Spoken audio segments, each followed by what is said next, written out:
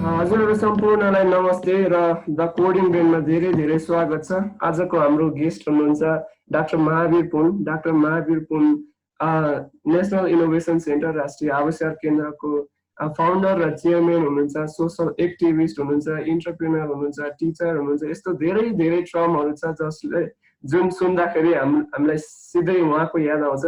तर उहाँको महानतालाई बुझाउनको लागि म एउटा सानो कुरा सम्झिन चाहन्छु। जब म चाहिँ सानै थिएँ, भर्खरै जन्मेको थिएँ, उहाँले चाहिँ अमेरिकाबाट फर्केर नेपालको सानो सानो गाउँहरूलाई चाहिँ इन्टरनेटको पहुँच सम्म जोड्दै हुनुहुन्थ्यो। सो यस्तो धेरै कामहरू गरेर विभिन्न राष्ट्रिय अन्तर्राष्ट्रिय पुरस्कारहरू समेत पाएर र अझै पनि त्यति सबै गरेर पनि उहाँ एकदमै एकदमै सरल जीवन जिउनुहुन्छ, उच्च विचार सहितको जीवन जिउनुहुन्छ। हामी जस्तो विभिन्न युवाहरू, विभिन्न नेपाली मनहरूको लागि प्रेरणा बन्नु भएको छ। सो यसको लागि म उहाँलाई एकदमै धेरै धेरै धन्यवाद पनि दिन चाहन्छु र साथै कार्यक्रममा स्वागत गर्न चाहन्छु। महावीर सर, हजुरलाई टक विथ टिसिबीमा एकदमै धेरै धेरै स्वागत छ। धन्यवाद छ सबैलाई। म कार्यक्रमलाई एउटा सिम्पल क्वेसनबाट सुरु गर्छु।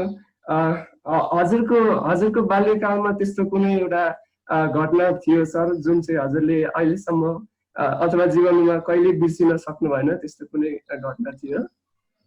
बाल्यकालमा भएको घटनाहरू त सबैलाई थाहा हुन्छ, बिर्सिनै नसक्ने भन्ने कुरा हुँदैन, किनभने त्यो एउटा मेमोरीमा चाहिँ बसिरहेको हुन्छ र मान्छेको मेमोरीमा बसेको चिजहरू त्यो हराउँदैन, जिन्दगीभर हराउँदैन। अब बाल्यकालको घटनाहरू भनेको के हो भन्दाखेरि म चाहिँ बाल्यकालमा अब गाउँघरमा चाहिँ यो खास गरी विद्यालयहरूको त्यस्तो राम्रो थिएन, विद्यालयहरू राम्रो थिएनन्। विद्यालयमा पढाउनेहरू अलिअलि हुन्थ्यो, तर त्यति बेला पाठ्य पुस्तकहरू थिएनन्, टिचरहरू पनि थिएनन्। त्यति बेला चाहिँ बाल्यकालमा हामीले केटाकेटीले गर्नुपर्ने कुरा चाहिँ त्यति बेलाको गाउँघरमा बस्ने केटाकेटी सबैले, मैले मात्र होइन कि सबैले चाहिँ घरको आमा बाबालाई चाहिँ के अरे सहयोग गर्ने, मद्दत गर्ने, जस्तो बारीमा मद्दत गर्ने, दाउरा काट्ने, घाँस काट्ने, अनि के अरे गाई बस्तुहरूलाई चाहिँ स्याहार सुसार गर्ने, भेडा चराउने। अब यस्ता किसिमका घटनाहरू जो बाल्यकालमा गरियो, त्यो घटनाहरू चाहिँ त जहिले पनि सम्झनामा रहन्छ। मैले पनि त्यसरी नै बाल्यकाल बिताएको। एकदमै हजुरको कुराले मेरो पनि सानो हुँदाखेरिको 1-2 वर्षको बाल्य जीवन चाहिँ याद आयो। मैले पनि आमा बुवालाई सघाएर त्यसरी नै बाल्यकाल बिताएको थिएँ। कति राम्रो। सर, हजुरको सानो हुँदाको सपना चाहिँ के थियो? अहिले हजुरले धेरै अचिभ गरिसक्नु भएको छ, देशको लागि धेरै बाटो पनि देखाइसक्नु भएको छ, तर सानो हुँदाखेरि चाहिँ हजुरले के सपना राख्नुहुन्थ्यो? सपना भन्ने कुरा त्यो आफै देखिँदैन, सपनाहरू देखाउनेहरू हुन्छन्। त्यो सपना देखाउनेहरूले, खास गरी सानो छँदाखेरि अभिभावकहरूले, साथीभाइहरूले, आफ्नो छरछिमेकीले, इष्टमित्रहरूले भन्ने गरेको हुन्छ कि ठुलो भएपछि केटाकेटीहरूलाई के भन्छन् भने ठुलो भएपछि यस्तो बन्ने उस्तो बन्ने भन्ने किसिमको भनिन्छ। अनि बालबालिकाहरूले त्यही अनुसार सपना देख्ने हो। तर जुन समयमा म गाउँमा हुर्केँ त्यति बेला यस्तो बन्नुपर्छ उस्तो बन्नुपर्छ भन्ने सपना देखाउनेहरू कोही पनि थिएनन्, किनभने गाउँलेहरू सबै नै अशिक्षित थिए। गाउँलेहरूलाई चाहिँ बाह्य संसारको बारेमा खास केही थाहा थिएन, अथवा जस्तो भनौँ न पढ्नुपर्छ, यति पढ्नुपर्छ, पढेर यस्तो बन्नुपर्छ भन्ने किसिमको कुराहरू जसले पढेको छ त्यसलाई मात्र आउँछ, जसले पढेको छैन त्यसलाई त आउँदैन। त्यस कारणले त्यति बेला जुन समयमा म चाहिँ मेरो बाल्यकाल थियो, त्यस्तो सपना देखाउनेहरू कोही पनि थिएनन् र हामीले पनि त्यस्ता सपनाहरू देख्ने गरेको होइन। अब गाउँमा कोही पढे लेखेको थिएनन् र गाउँमा चाहिँ भनौँ न त्यति बेला म आफैले अनुभव गरेको, मैले 7-8 क्लाससम्म 7 क्लाससम्म पढ्दाखेरि अब 10 क्लासमा के पढ्नुपर्छ, 10 क्लास पढेपछि त्यसपछि के आउँछ, के पढ्नुपर्छ भन्ने कुराहरू केही पनि थाहा थिएन। त्यस कारणले यो सपना भन्ने कुराहरू हाम्रो चाहिँ त्यो बाल्यकालमा हुँदैन थियो। अब त्यो एउटा सपना, खास सपना भनेको कस्तो हो भने हामीले त्यति बेला जुन समयमा हामीलाई कसैले केही बन्नुपर्छ भनेर केही चाहिँ अर्थी बुद्धिहरू नदिने थियो, त्यति बेलाको सपना भनेको चाहिँ के हो भने हामीलाई अलिकति पेटभरि खानु पाए हुन्थ्यो, अलिकति मिठो खानु पाए हुन्थ्यो। भनेको मिठो भनेको त्यति बेलाको भात खान पाए हुन्थ्यो भन्ने किसिमका सपनाहरू आउँथ्यो। मेन कुरा चाहिँ र चाहिँ यो मेन कुरा त्यो पनि किन भात पनि किन खान पाए हुन्थ्यो भन्ने सपना आउँथ्यो भने त्यो हाम्रो गाउँघरतिर हामी चाहिँ धेरै उचाइमा बस्ने भएको हुनाले भात खान पाइँदैन थियो, चामल धान हुँदैन थियो। त्यस कारणले यो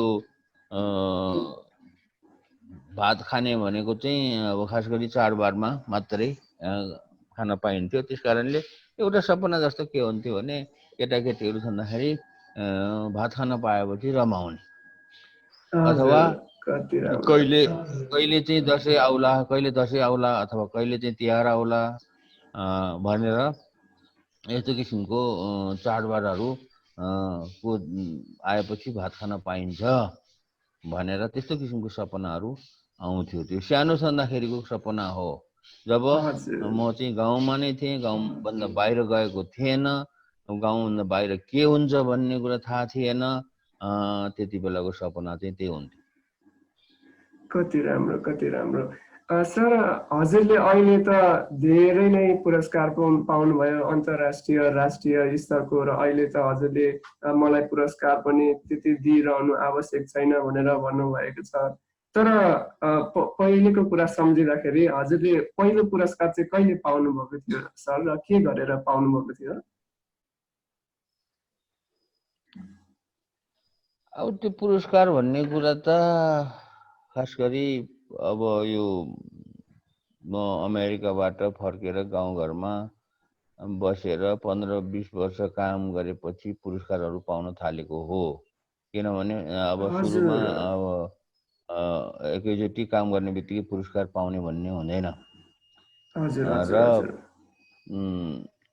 अब यस्तो किसिमको पुरस्कारहरू अब काम गर्दै जाँदाखेरि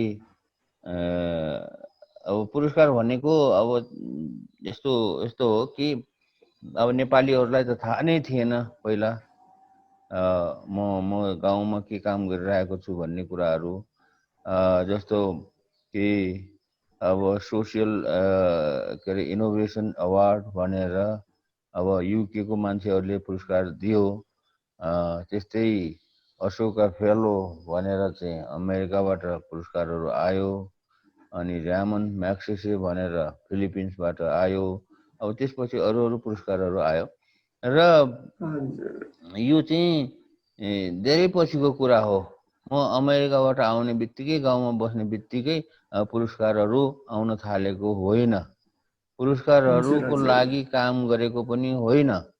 मेन कुरा के छ भने मान्छेहरू धेरैले पुरस्कारको लागि एउटा उनीहरूमा भ्रम छ कि म यो चाहिँ काम गरेर यस्तो किसिमको पुरस्कार लिन्छु भनेर पुरस्कारको चाहिँ अपेक्षा गर्छन्, आशा गर्छन्। जस्तो कुरा उदाहरणको लागि नोबेल पुरस्कार पाउने वैज्ञानिकहरूले नोबेल पुरस्कार पाउँछु भनेर काम गरेको त होइन। उनीहरूले चाहिँ अनुसन्धान गर्छन्, रिसर्च गर्छन् र अनि पछि गएर चाहिँ त्यो पुरस्कार दिने जो कमिटी हुन्छ, नोबेल पुरस्कार दिने, उनीहरूले चाहिँ मूल्याङ्कन गरेर पाउने कुरा हो। त्यो आफ्नो मूल्याङ्कन आफैले गर्ने होइन। यहाँ धेरैले के, यहाँ नेपालीमा मैले धेरैले सुनेको छु, मैले चाहिँ यस्तो यस्तो किसिमको कामहरू गरेँ, यस्तो काम गरेँ, उस्तो काम गरेँ, मैले यस्तो पुरस्कार पाउनु पर्ने, यस्तो पुरस्कार पाइनँ भन्ने किसिमको जुन कम्प्लेनहरू गरेको सुनिन्छ। मलाई म आफैलाई पनि आएर भन्छन्। तर पुरस्कार पाउनको लागि काम गर्ने होइन। काम गर्यो भने पुरस्कार आउँछ।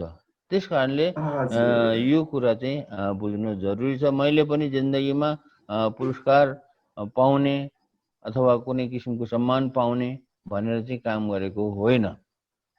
यो त्यो आफै आइरहेको छ र अहिले त मलाई यति धेरै पुरस्कारहरू आउँछ, त्यो त अब मैले अस्वीकार गर्न सुरु गरिसकेँ अस्ति 2-3 वर्ष 2 वर्ष हजुर अगाडिदेखि नै। हजुर अब कसैले केही सम्मान गर्छ भने मलाई चाहिँ गर्नु पर्दैन र मेरो कामलाई पुरस्कार गर।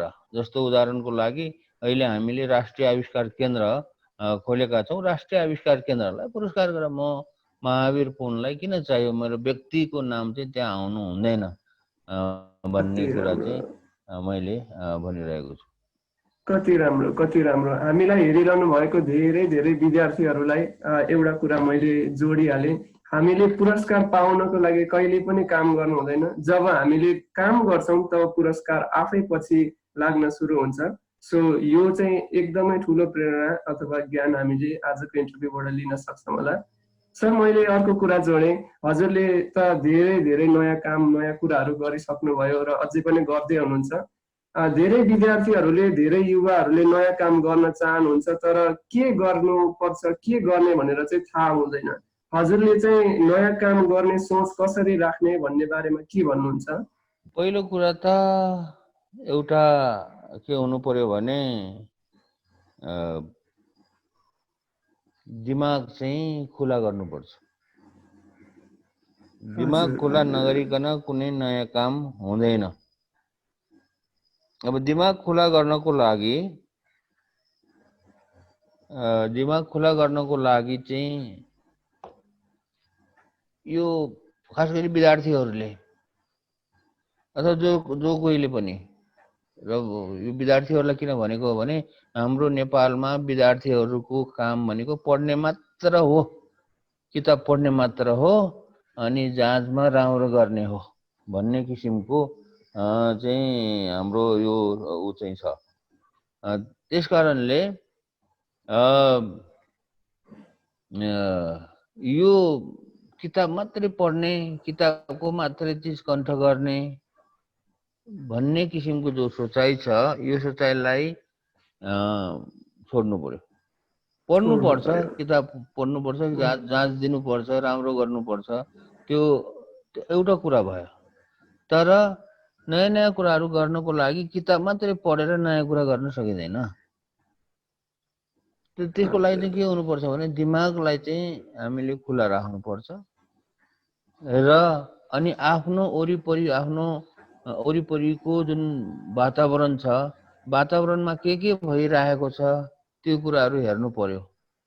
आफू बसेको ठाउँ, आफू बसेको एरियाको वरिपरि चाहिँ हामीले हेरेर चाहिँ के कुराहरू भइरहेको छ भन्ने कुरा चाहिँ त्यो गर्ने चाहिँ बानी बसाल्नु पर्यो। अब त्यसो गरेपछि मात्रै बल्ल नयाँ नयाँ आइडियाहरू आउँछ। अनि त्यो नयाँ नयाँ आएको आइडियाहरू पनि, आइडिया त थुप्रै आउँछ दिमाग खुला राख्ने हो भने, तर त्यसको लागि चाहिँ के त भने त्यो आइडियाको लागि चाहिँ हामीले कुनै समय छुट्याउनु पर्दैन नयाँ नयाँ आइडियाहरू आउनको लागि। जो दिमाग खुला राख्यो भने जुनसुकै पनि समयमा आउन सक्छ। त्यस कारणले विद्यार्थी भाइ बहिनीहरूलाई मैले भन्ने कुरा के हो भने पढ्नको लागि कुनै समय छुट्याउनै पर्छ। किनभने स्कुलमा जानु पर्यो, पहिला कलेजमा जानु पर्यो, अनि त्यसपछि अनि त्यो पढाएको चिजहरूलाई चाहिँ पढ्नु पर्यो। त्यो निश्चित समयमा के अरे छुट्याएर गर्ने काम भयो। तर दिमाग खुला राखेर नयाँ अरू कुराहरू सोच्ने भनेको चाहिँ के हो त भन्दाखेरि जुनसुकै पनि समयमा हिँड्दाखेरि, बाटोमा हिँड्दाखेरि, बोल्दाखेरि, अनि खाँदाखेरि, सुत्दाखेरि, जतिखेर पनि दिमागले नयाँ नयाँ कुराहरू, दिमागलाई त्यतातिर पनि मोड्नुपर्छ। अनि मात्र नयाँ नयाँ कुराहरू, आइडियाहरू आउँछ। यो कुरा चाहिँ गर्नुपर्छ। हाम्रो चाहिँ के छ त भने अलिकति फुर्सद पायो भने अनि चाहिँ फेसबुकमा झुन्डिने अथवा मोबाइलमा झुन्डिने, गेम खेल्ने। अरूतिर अब त्यसो गर्न थाल्यो भने हजुर नयाँ कुरा आउँदैन, च्याटिङ गर्ने नयाँ यसरी हजुर चाहिँ आउँदैन। कति राम्रो। सो नयाँ नयाँ कुरा सोच्नको लागि, नयाँ नयाँ कुरा आइडिया ल्याउनको लागि सदैव दिमाग चाहिँ खुला राख्नु पर्यो र नयाँ कुरा के छ त्यो बारे चाहिँ सोच्नु पर्यो, सोच्न थाल्नु पर्यो, त्यो डाइमेन्सनलाई एक्सप्लोर गर्नु पर्यो। कति राम्रो। सम्पूर्ण विद्यार्थी साथीहरू जतिजनाले हेरिरहनु भएको छ हजुरहरूले पनि यसको बारे थाहा पाउनुभयो होला। अर्को क्वेसन, हजुरले म चाहिँ नेपाल र नेपालीको लागि नै के गर्छु, म चाहिँ देशमै के गर्छु भनेर चाहिँ कहिलेदेखि सोच्न सुरु गर्नुभयो सर हजुरले यसको बारेमा?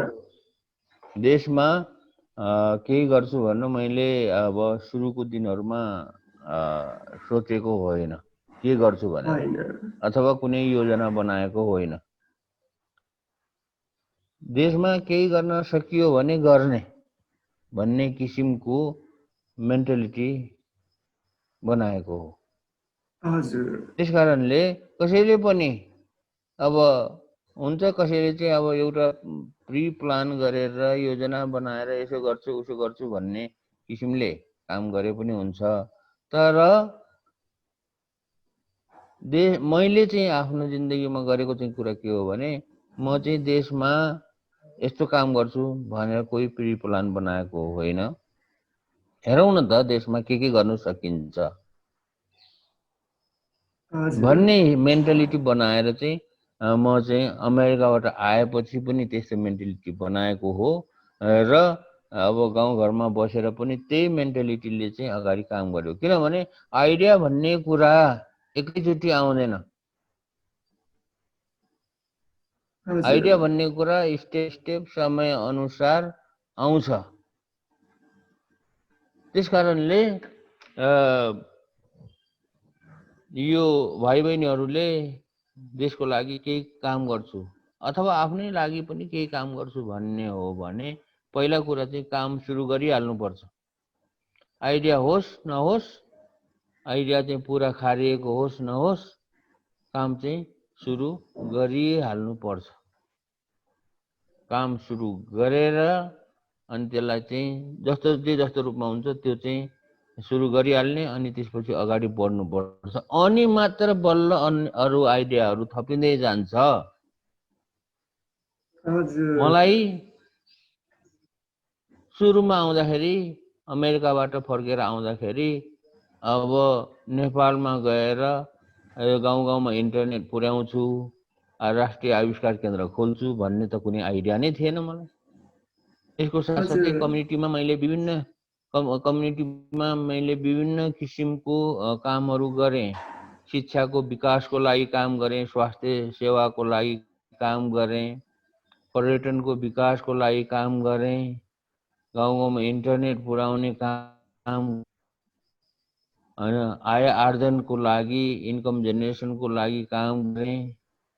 तर त्यो सबै चिजहरू म अमेरिकामा एकदमै प्री प्लान बनाएर आएको त होइन। र त्यो सबै चिजहरूको आइडिया अमेरिकाबाट आएको पहिलो वर्षमा मलाई आएको पनि होइन। त्यो त काम गर्दै जाँदाखेरि अब यस्तो गर्नुपर्ने रहेछ। अमेरिकाबाट फर्केर गाउँ गाउँमा विभिन्न किसिमको कामहरू गरेपछि 8 वर्षपछि आयो। मेरो आफ्नै कुरा गर्ने हो भने मैले कोही जागिर खाएको छैन। त्यस कारणले मलाई चाहिँ अब 10 बजेदेखि अथवा 4 बजेसम्म यसरी यति बजेदेखि यस्तो काम गर्ने, जागिर गर्ने भन्ने मलाई चाहिँ कुनै किसिमको अब बन्धन छैन। दोस्रो कुरा, मैले चाहिँ कुनै आफ्नो व्यापार व्यवसाय चलाएको छैन। त्यस कारणले अब मलाई त्यतातिर पनि ध्यान दिनु छैन, पटक्कै छैन। जब मान्छेले अब कुनै आफ्नो व्यक्तिगत कामको लागि जागिर खाँदैन अनि व्यापार व्यवसाय गर्दैन भनेदेखि सोचहरू प्रशस्त आउँछ। हजुर हजुर हजुर यो कसरी आयो भन्ने कुरा त मैले अघि नै भने। अब सोच्दै जाँदाखेरि समयान्तरमा नयाँ नयाँ आइडियाहरू आउँछन् र त्यो आएको नयाँ नयाँ आइडियाहरूलाई पनि हामीले चाहिँ के अरे छानेर राम्रो आइडियाहरूबाट केही कामहरू गर्नलाई सुरुवात गर्नुपर्छ। अनि अर्को कुरो एउटा भावना हुनु पर्यो मान्छेमा चाहिँ। अब केही गर्छु भन्ने भावना हुनु पर्यो। म केही गर्दिनँ, मलाई के खाँचो, मेरो आफ्नै लागि गर्छु भन्ने किसिमको एउटा जुन सोचाइ छ, त्यो सोचाइ भयो भनेदेखि त्यसले आफ्नोलाई गर्छ, तर समाजको लागि केही गर्छु, सकेसम्म सकेको कुरा गर्छु भन्ने किसिमको सोचाइ हुनु पर्यो त्यो दिमागमा। र कति मान्छेहरूलाई त्यस्तो किसिमको सोचाइ हुन पनि सक्छ, आउन पनि सक्छ, र कतिलाई त्यो सोचाइ नहुन पनि सक्छ। हजुर, समाजको लागि केही गर्छु भन्ने सोच राखेर चाहिँ त्यो भावना भएर चाहिँ हजुरले राष्ट्रिय आविष्कार केन्द्रको लागि यो विशाल कुराको चाहिँ परियोजना अथवा सोच ल्याउनु भयो। र हामीले पनि केही विशाल कुरा, केही राम्रो कुरा गर्नु छ भने आइडियाहरू जेनेरेट गर्नु पर्यो र समाजको लागि केही गर्छु भन्ने सोच चाहिँ भावना चाहिँ ल्याउनु पर्यो। कति राम्रो, कति राम्रो। सर, राष्ट्रिय आविष्कार केन्द्रले चाहिँ कस्तो खालको आइडियाहरू चाहिँ खोज्छ र हामी जस्तो विद्यार्थीहरूले चाहिँ हजुरसम्म आइडिया पुर्याउनु पर्यो, आफूले चाहिँ आफूसँग चाहिँ केही आइडिया छ जस्तो लाग्यो भने हजुरसम्म कसरी पुर्याउने सर? यो राष्ट्रिय आविष्कार केन्द्रमा ल्याउनु पर्ने आइडिया भनेको चाहिँ उद्यमी बन्ने किसिमको आइडिया ल्याउनु पर्छ। हजुर। अब त्यो आइडियामा काम गरेर कुनै पछि गएर सफल भयो भने अनुसन्धान त गर्नु पर्यो पहिला। हजुर। सफल भयो भने उद्यमी बन्नुपर्छ र जुनसुकै विषयमा उद्यमी बन्नु सकिन्छ। जस्तो उदाहरणको लागि कसैले कृषिमा कुनै नौलो तरिकाले कुनै नयाँ काम गरेर कुनै पनि कृषिको चिजहरू गर्न चाहन्छ भने अब त्यो आइडिया चाहिँ नयाँ हुनु पर्यो। अरू सबैले गरेको आइडिया नै हो भनेदेखि त त्यो नयाँ आइडिया भएन, किनभने अरूले गरेको छन्, आफूले पनि त्यस्तै किसिमले गर्ने हो। कृषिमा अब स्वास्थ्यको क्षेत्रमा अथवा आइटीको क्षेत्रमा अथवा चाहिँ अब शिक्षाको क्षेत्रमा कुनै पनि क्षेत्रमा अरूले नगरेको जो आइडियाहरू छ त्यो आइडियाहरूलाई ल्याएर चाहिँ त्यसमा चाहिँ अनुसन्धान गरेर आफू चाहिँ उद्यमी बन्नुपर्छ। उद्यमी बन्न सक्ने किसिमको आइडियाहरू छ भने राष्ट्रिय आविष्कार केन्द्रमा त्यस्तो आइडियाहरू ल्याए हुन्छ। र राष्ट्रिय आविष्कार केन्द्रमा ल्याउनको लागि अब एउटा साधारण 1-2 पेजको त्यो आइडिया चाहिँ लेखेर चाहिँ पठाउनु पर्छ।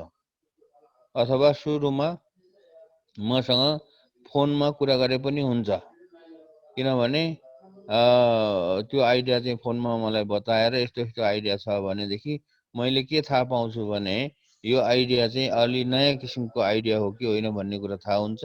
र त्यो नयाँ आइडिया छ भने हामीले चाहिँ त्यसलाई चाहिँ अगाडि बढाउनु चाहिँ भन्छौँ। त्यसको लागि केही समय कुर्नु पर्दैन र यो आफूमा भएको जुन आइडिया छ विद्यार्थीहरूले जुनसुकै पनि समयमा भन्न सकिन्छ।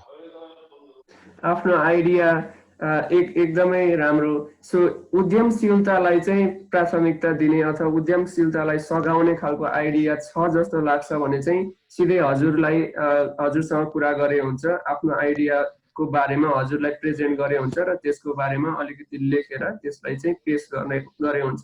सो विद्यार्थी साथीहरू हजुरहरूसँग चाहिँ केही आइडिया यस्तो छ भने जहाँ चाहिँ राष्ट्रिय आविष्कार केन्द्रको अवसर लिएर चाहिँ म त्यसमा केही काम गर्न सक्छु जस्तो लाग्छ भने हजुरले डाक्टर महावीर पुन सरलाई चाहिँ कन्ट्याक्ट गर्नुभयो हुन्छ। र एउटा रोचक घटना मेरो लाइफमा पनि घटेको छ सर। मैले चाहिँ एउटा प्रोजेक्टमा काम गर्दै थिएँ र एकजना परको साथीले चाहिँ मलाई यस्तो पनि प्रोजेक्ट कस्तो, तिमी त मूर्ख जस्तो भनेर भनेको थियो। तर मेरो नजिकको साथीले चाहिँ त मूर्ख त छस्, तर महावीर पुन जस्तो मूर्ख छस् यार भनेर भनेको थियो। त्यसपछि चाहिँ मैले महावीर पुन जस्तो मूर्ख कस्तो मूर्ख चाहिँ हुनुहुन्छ त उहाँ भनेर हजुरको इन्टरभ्यूहरू रिसर्च गरेँ र एकदमै मलाई चाहिँ कस्तो भिन्न सोच आएको थियो त्यसपछि चाहिँ। र हजुर आफू मूर्ख हुँ भन्नुहुन्छ, तर हजुर जस्तो बन्नको लागि कस्तो खालको मूर्ख चाहिँ बन्नुपर्छ त्यो मैले अलिअलि त बुझेको छु। मेरो सम्पूर्ण साथीहरूको लागि पनि अलिअलि भनिदिनुहोस् न सर। अब त्यसमा खास गरी के हुन्छ भने यो कुनै पनि नयाँ काम गर्दाखेरि हाम्रो समाजमा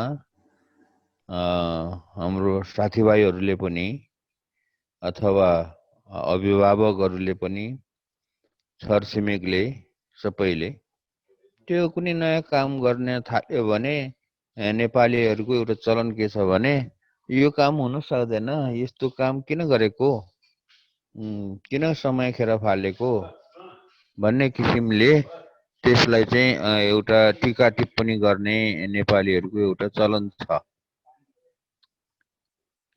र त्यस्तो किसिमको अलिकति नयाँ आइडिया लिएर आउनेहरूलाई प्रोत्साहन गर्नुको सट्टा चाहिँ हतोत्साह गर्ने किसिमको एउटा जुन चलन छ, अब यो चलनलाई नै हामीले अब ठुला बडाले भने, जान्ने सुन्नेले भने, अब के गर्ने भनेर चुप लाएर बस्यो भनेदेखि केही हुँदैन। अब अरूले ठुला बडा होस् अथवा जान्ने सुन्ने जोसुकै होस् ले भनेको कुरालाई पनि यस्तो यो किन गरेको, किन यसमा समय खेर फालेको हो अथवा यसले काम गर्दैन भनेर भन्दै पनि चाहिँ आफूले चाहिँ एकपटक परीक्षण गरेर हेर्छु भनेर अगाडि चाहिँ बढ्नै पर्ने हुन्छ। किनभने कुनै चिज नयाँ आइडियाहरू परीक्षण नगरिकन थाहा हुँदैन। हो त्यस्तो अवस्थामा चाहिँ मूर्ख बन्नुपर्छ भनेको त्यस्तो अवस्थामा हो। कुनै चिजहरू परीक्षण गर्नुपर्छ, परीक्षण गर्दाखेरि असफल पनि हुन सक्छ, असफल भयो भने फेरि त्यसलाई सुधारेर फेरि परीक्षण गर्नुपर्छ र कयौं पटक परीक्षण गर्नुपर्छ। र यसरी गर्नको लागि चाहिँ अलिकति के अरे जोड बल पनि लगाउनु पर्यो, अलिकति मूर्ख पनि हुनु पर्यो भन्ने कुरा चाहिँ त्यो हो। मैले भनेको मूर्ख बन्नुपर्छ भनेको मूर्ख भएर गाउँ गाउँमा गएर मान्छेलाई चाहिँ दुःख देऊ अथवा मान्छेलाई चाहिँ कुट हैन भन्न खोजेको चाहिँ होइन। कति राम्रो, कति राम्रो। हजुर जस्तो बन्नुको लागि बन्नुपर्ने मूर्ख र जेनरल जो मूर्ख हुन्छ त्यसको फरक यहीँनिर छ। सो हजुर जस्तो बन्नको लागि चाहिँ नयाँ नयाँ आइडिया, नयाँ नयाँ कुरा जब सुरु गरिन्छ हामीले, मान्छेहरूले त्यसको आलोचना गर्नु स्वाभाविकै हो। धेरैजनाले गर्नुहुन्छ, समाजमा त्यसको आलोचना हुन्छ। तर नयाँ आइडिया, आफ्नो कुरा जबसम्म तपाईँले त्यसको परीक्षण गर्नुहुन्न त्यो चाहिँ कहिल्यै सफल हुन सक्दैन। र त्यो परीक्षण गर्ने आँट ल्याउनको लागि चाहिँ थोरै मूर्ख बन्नको लागि बन्न आवश्यक छ। र हजुर बन्नुभयो भने, हजुर त्यो खालको मूर्ख बन्नुभयो भने चाहिँ पक्कै पनि केही गर्न सक्नुहुन्छ। उदाहरण ज्वलन्त मेरो स्क्रिनमा हुनुहुन्छ आज। एकदमै राम्रो।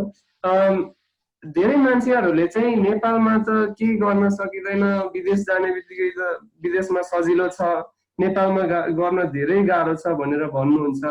र यस्तो भन्ने मान्छेहरूलाई चाहिँ हजुर के भन्नुहुन्छ सर? नेपालमा केही गर्न सक्दिनँ म, सकिँदैन भन्नेहरूलाई? होइन, नेपालमा सबै चिज गर्नु सकिँदैन त्यो चाहिँ भनेको कुरो चाहिँ ठिकै हो। किनभने नेपालमा सबै चिज गर्नको लागि त्यस्तो किसिमको वातावरण पनि हुनु पर्यो हैन। अब सबै कुराको वातावरण मिल्नुपर्छ, आर्थिक रूपमा, सामाजिक रूपमा, अनि नीतिगत रूपमा केही गर्नको लागि राम्रो वातावरण हुनु पर्यो। जस्तो उदाहरणको लागि नेपालमा बसेर कसैले केही गरेर उद्यमी बन्न चाहन्छ भने त्यस्तो उद्यमी बन्न चाहनेहरूलाई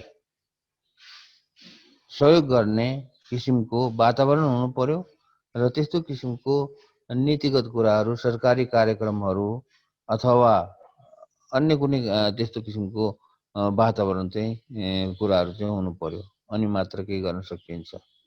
केही गर्छु भनेर म विकास गर्छु भनेर पहाड फोडेर विकास गर्छु भनेर पहाड फोडेर मात्रै त विकास त हुँदैन।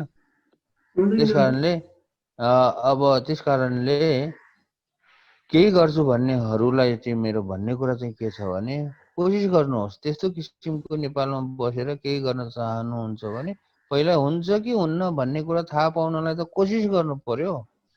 अनि कोसिस गर्दा गर्दै भएन भने त्यो एउटा कुरा भयो। तर पहिला त कोसिस गर्नु पर्यो। अनि नेपालमा कोसिस गर्दा गर्दै पनि भएन भने के गर्ने, विदेश जानु होला भन्ने चाहिँ त्यो मेरो चाहिँ सबैलाई गर्नुपर्ने कुरा चाहिँ त्यो हो चाहिँ पहिला त कोसिस गर्नुपर्छ। अनि कोसिस गरेर भएन भने हो।